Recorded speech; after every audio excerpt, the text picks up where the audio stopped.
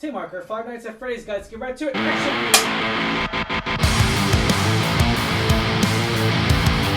What's going on, Alamo City Movie Talk fans? As always, I am your host, Ryan D. Ryan 16. And this is Alamo City Movie Talk. Movie Talk for movie fans, guys, for the movie world. Thank you so much for making us a part of your day. If you have not already, be sure to like and subscribe to us on our Alamo City Movie Talk page for movie reviews like this or trailer reactions, podcast platforms. We are on every single one of them, so be sure to look out for that as well. And furthermore, guys, we actually got a horror podcast with the Nerds Coliseum coming out this Saturday, so be sure to check that out. And it's going to be really exciting because it's a little bit scripted, a little bit different formula than what we're used to here in the Movie Talk studio. So just another flavor of ice cream you get to try. That's all I'm saying. But yeah. All right, guys, with that out of the way, Angela, what are we talking about today? Ooh, this one's a doozy. It's I know it's popular by a video game, but we are reviewing the movie version of Five Nights at Freddy. Five Nights at Freddy's, guys, tells of a troubled security guard begins working at Freddy's Fazbear's Pizza. During his first night on the job, he realizes that the night shift won't be so easy to get through. Pretty soon, he will unveil what actually happened at Freddy's. Ooh. Freddy Krueger. So here's the, Angela, have you played this game before ever? And if you have, and so, I mean, well, what's your, I guess, insight into all this? No, I have not played this game. I know that we bought it for the VR. The Oculus. We have the Oculus. Yeah. I know you and your sister have played it. I refuse to play it. I played it once. There's something about things popping up that don't sit right with me, especially in a VR setting. So I will pass. So I did not know, which was fun fact. A lot of our critic friends were explaining this to us.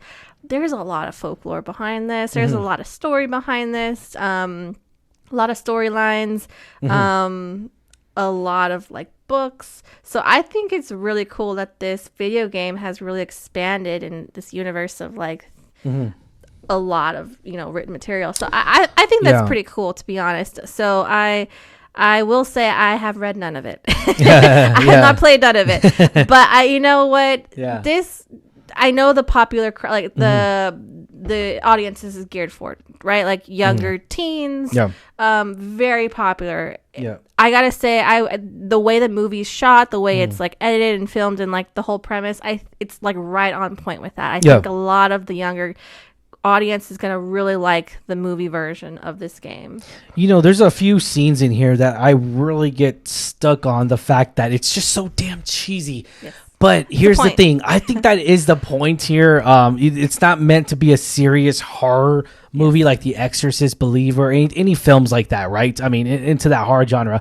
But get this. This franchise was made in August 8th, 2014. And it's almost going to be 10 years. So can you believe it's not that that old. And I wouldn't have guessed that. I just thought it was within the past maybe 4 or 5 years. So it's been Oculus, Google, iOS, of course. You can play it on your phone, Nintendo Switch, Xbox One, PS5, PS4, really Microsoft Windows. So it's been around. It's been around 9 years ago that it first came out. The latest release though is Five Nights at Freddy's Security Breach, which got announced or premiered on July 25th of this year, so it's about 3 months ago. So really cool. That's perfect time for this film to come out. Definitely. And I was very shocked in a way to where okay, they bought this, Universal Studios bought this, Blumhouse bought this, and they're making a movie out of this. It was just very kind of what? And where are they gonna go with this? Right? Yeah, where can you go with it? Just because of the fact that I only played it once, right? I'm not the expert, would you will, with this film, but I am the expert when it comes down to where the fact that that video games have that struggle of just transitioning or translating that video game lore to a movie platform. And I feel that struggle a lot, and I know people a lot are gonna dig on me. Whatever, I don't care. I enjoyed Warcraft. I know not a lot of people did not enjoy that movie. I still had a okay time with it. It wasn't the best movie, but you could also argue if you're a huge fan of any pop culture thing, like World of Warcraft, Lord of the Rings, Star Wars, yeah, any like new content that's made, films. If you're like a super fan, you're going into this with a different lens. Of course, we're not super fans of Five Nights at Freddy's, so even Dungeons and Dragons though. Like, same thing. I'm not too much into it. I didn't know nothing about Dungeons and Dragons, so I was just like, what story are you going with? What lore are you going with? But even more so, I still had a pleasant time with Dungeons and Dragons. I was happy with it. We're going into this of like, we're gonna take the movie as it is because we do not know the background, unfortunately. But you know what? At face value, it's not too bad. I agree with you that it's not like a movie to be taken too seriously. It's not the top 10 movies of the year, definitely not. Yeah, but also like I enjoyed the scenes where they were like the gore. Again, it's geared towards a younger audience. It's geared towards teenagers, and I think that's why it's PG-13 because it is towards teenagers. So it like the gore, it's more implied than we actually see. Yeah. For me, I wish I could have seen it a little bit more, but I get why they went that route because they want to stick to that rating. I feel like this is more of a teenager film, and I wasn't the audience for this. I'm not, and I understand why though. I understand why, in a way, and I can. This isn't a clean comedy, but if you were to say like this is the cleanest comedy cleanest horror movie you're gonna get. As far as like when it comes to horror, because a lot of horror movies have cuss words, and I would say for teenage introducing your kids to a horror movie, this is probably the best option to go without having gore or the nudity and all that, because there's no nudity or anything like that. I wish we had that when we were young, because I know I watched several scary movies when I was way too young. And they haunt me to this day. Right? So I agree with you. This is kind of like a stepping That's stone. What makes it great. I mean, Freddy Krueger was one I saw at a very young age. Freddy Krueger, I fell in love with that movie. I fell in love with that style. I fell in love with the nightmares. I fell in love with that horror. And Freddy Krueger's to this day, about 15 years later, more than 15 years later, I'm still a huge Freddy Krueger's my very favorite horror villain, I guess. And I watched Scream way too young. And I forgot Scream. Those faces still irks me a little bit. Speaking of Scream, we had a familiar face here, ladies and gentlemen, and I know him as Shaggy. I first saw him as Shaggy, and in Scream, of course, was Matthew Lillard is in here, and oh my God, I gotta admit though, he still got it. As much, exactly. As much as this is like there's some cheesy moments, not cringe, just very cheesy moments, and you're just like, I couldn't stop laughing. I could stop laughing at certain moments. Matthew Lillard, there's this scene where we see it in the trailer where he's talking on the phone, and holy crap, dude! Those few lines that he got in that scene. It was like Scream all over again. I was like, holy crap, Scream all over again. And that's the beauty of filming, is that he only has so many lines, right? And it's still revealing. It's still I got chills whenever he was on camera, and it was definitely a moment to where is this story very predictable? Yes, it is. It very much so is. But I kind of feel like it doesn't try to be clever. It tries to make a simple story, a clever, predictable story. And more so, it relies on Matthew Lillard. It relies on so much Josh Hudson. Yeah. Which I've got to say, I haven't seen him in a minute. Yeah. I liked him a lot in this. To be fair, I liked him a lot. His birthday is 10 days after mine. So he's October 12th, 1992. I'm October 2nd. Well, happy belated birthday, Josh. Yeah. Happy belated birthday. To me. We still have your balloons in the corner. Okay, gotcha. But I gotta say, it's been a minute. Yeah. Those two leads, I think, Matthew is more supporting, but Josh Hutcherson, I think, really carried the film for me. Yeah. I really liked him. I know he's done other stuff, but Hunger Games comes to mind. That's where he got big. He's also real big in the voice acting for Ultraman as well, which is very, very huge. And I'll never forget, he also did Howl's Moving Castle. Oh, that's right. Yeah. When he was little. But yeah, so I gotta say, it was great to see him on film again. I think he did great. I really enjoyed his performance. He was good. The little girl, the sister, she was great too. I feel like the whole cast just meshed well together. Yeah, I agree with you. It's a little cheesy, but you know what? That was fun. That made it fun. Yeah, and I like how I relied a lot on the nostalgia of the 80s and everything. And just you kind of, I don't know. Do we get a time frame from here? Like what time period this is in?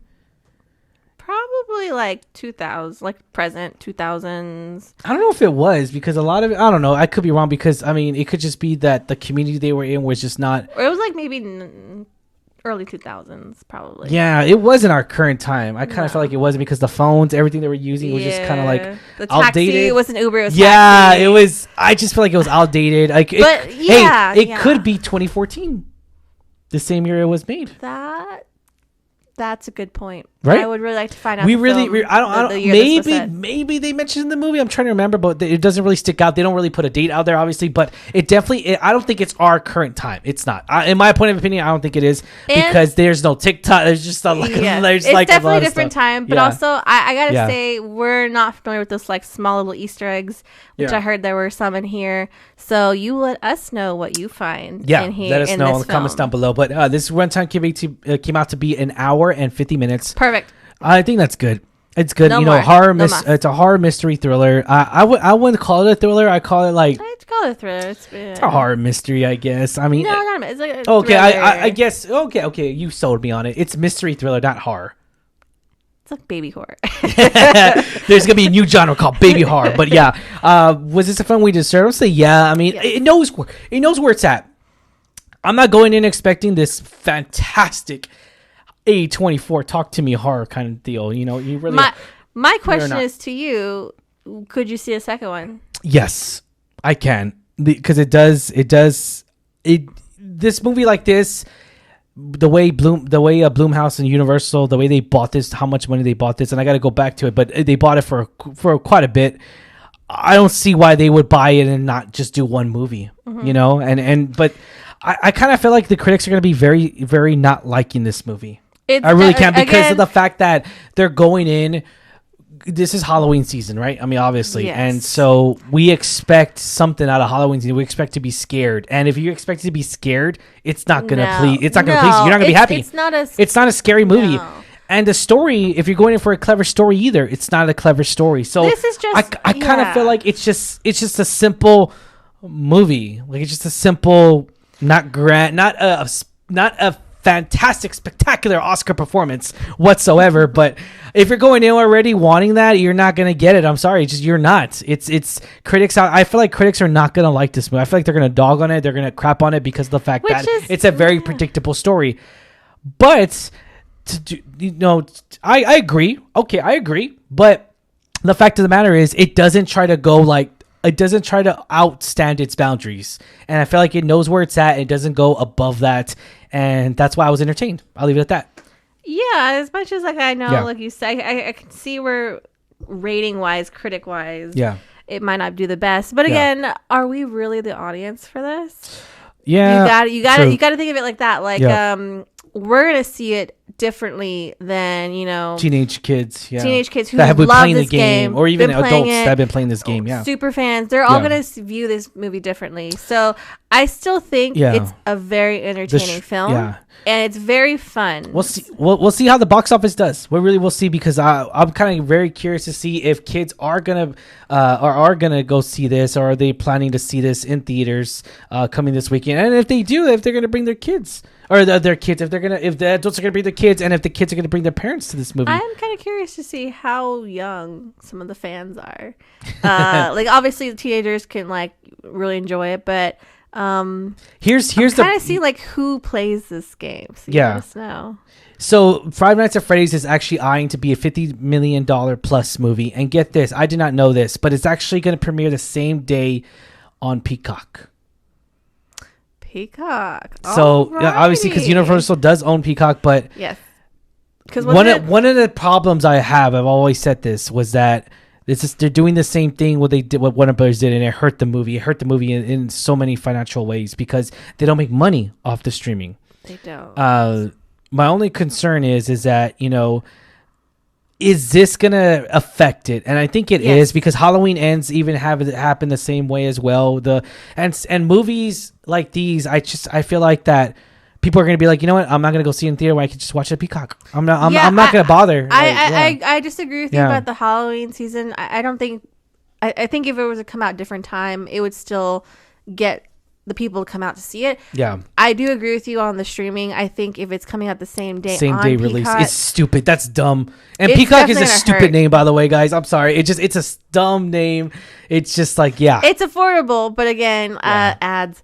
It's like HBO Max. It's not called HBO no more. It's called Max. So then we do P. I remember we take out the PEA. We had HBO when it was HBO Go. Oh, there you go. Yes, there you go. But let's go back to this. All right, we were a little off track there. Which is when we deserved. Yes.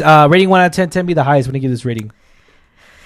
I agree with you. It's not the best top 10, but I still enjoyed myself. I liked it for what it was. I will give it a solid 6.5 because I really liked the cast. I really liked the animatronics were not bad. Animatronics it was good. It was funny. They were just funny. It was cracking.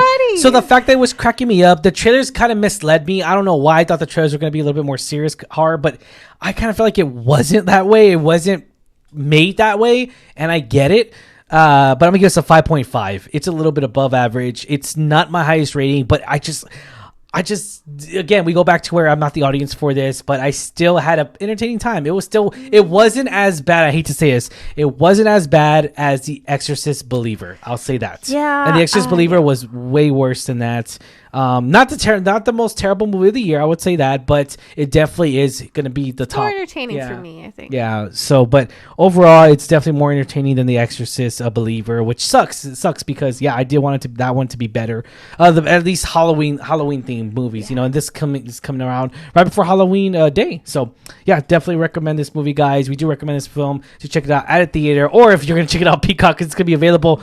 Debut on the day, but to predict to have $50+ million opening weekend, with this thing, that's pretty good. Interesting. Well, we'll see what the official numbers are coming this weekend, guys. As always, I'm your host, Ryan D. Ryan 680. I'm Angela, that cat lady. And this is Alamo City Movie Talk, guys. Do not forget, subscribe to us on our Alamo City Movie Talk page. Check out our movie reviews and be sure to comment down below. Question is for you. What did you think of this movie? Are you seeing this at home? Or are you seeing this at a theater? Let us know in the comments down below and let us know your thoughts. Have a good one, guys. Stay safe, San Antonio. Peace.